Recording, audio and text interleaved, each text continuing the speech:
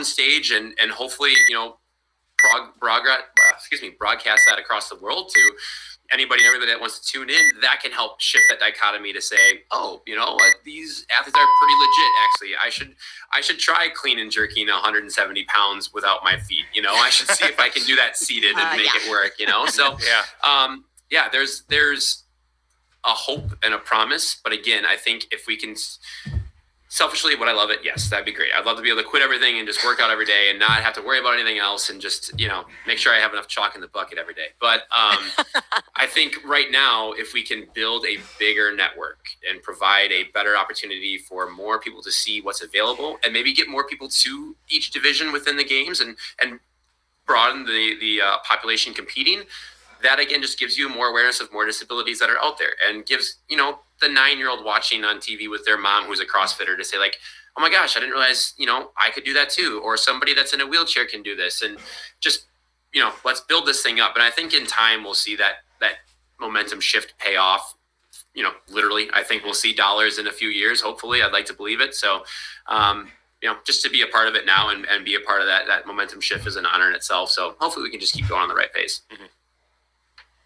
I see both sides of the sponsorship and opportunity and visibility in the Masters area.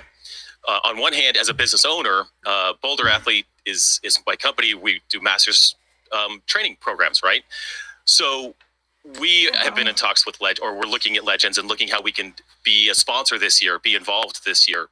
And I just got off of meeting with my co-founders this morning, and we're thinking, man, I think it's going to get more expensive next year for the Legends Championship with Aquino-Cooper. Like, we're gonna have to save some dollars because I think the opportunity is going to be bigger next year. So from a business standpoint, it'll be a larger investment to sponsor that, which is kind of cool, challenging and cool.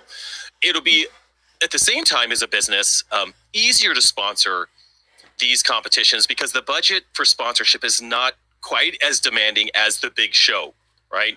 I work closely with Ice Barrel, and I discovered how much it cost them to be a major sponsor at the games last year and to have a booth and what their investment was. And I was like, bro, that's insane. Oh my God. It's staggering. Wow. Yeah. And I'm like, well, we're never doing that. We're not doing that. But then when we deal with a smaller pond or a smaller, a different venue that's not that big, well, like there's new opportunities for brands to jump in and contribute to supporting these competitions. So I think that creates a lot of opportunities for brands to do that. And then on the other hand, again, it's back to us, our job as consumers to support those brands that support us, to spend money on the things that we see there. There's that.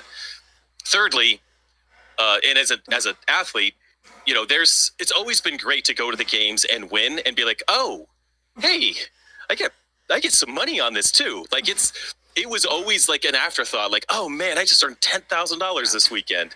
That's awesome. That's crazy. I would do this why can't I do this every weekend? That'd be great.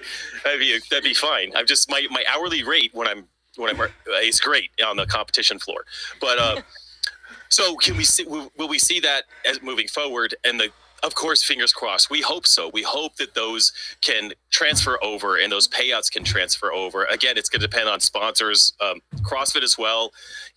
I'm not sure how the prize pools all got divvied up and where that money came from historically. I don't know if it's been 100% transparent. Maybe it was, but we want to see that. And if it's their year one, that's amazing. But then it's on us again as the community to support our athletes. Like, so for me, Masters athletes, how do we get so many people involved, watching, competing, get those dollars flowing in there, again, to encourage sponsors to help bankroll all of that.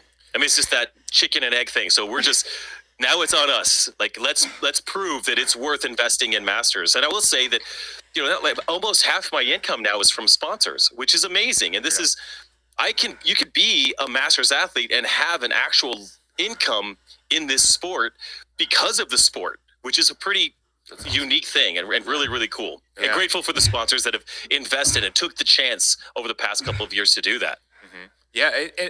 One thing that's interesting too is you're talking about the size of the potential investment for sponsors too. I think that introduces some potential brands that are more geared towards masters, obviously Boulder Athlete being one of them, or being more geared towards adaptive training, where maybe in the past the sticker shock of being at the games, because you're including individuals and teams and all of that may have been too much, right? So now maybe Wheelwad probably has their own lineup of sponsors and people that are more adaptive focused, or Legends has some companies or brands that are going to be more masters focused, and they don't have to worry about getting priced out of their own demographic.